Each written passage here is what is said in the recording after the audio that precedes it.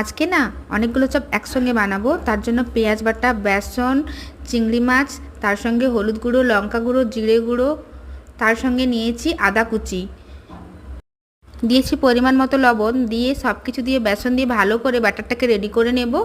এরপরে লাউ ফুলটা ভালো করে ধুয়ে নিয়েছি। প্রথমে লাউ ফুলগুলোকে দিয়ে কড়াইতে তেল দিয়ে দিয়েছি, দিয়ে লাউ ফুলগুলোকে তুলে দিয়েছি। লাউ ফুলটা ভাজা হয়ে গেলে চিংড়ি মাছটা দেবো। এরকম একের পর এক অনেকগুলো চপ একসঙ্গে করেছি। লাউ ফুলটা ঠিক এইভাবে ভাজা হয়ে আসবে, হয়ে এলে খুব অল্প পরিমাণ তেল দিয়ে কিন্তু করেছি, দুপিট লাল হয়ে যাবে হালকা হয়ে, দিয়ে নামিয়ে নেওয়ার পরে পটলও ঠিক এইভাবে দিয়ে পটলটাকে হালকা করে আগে ভেজে নিয়েছি।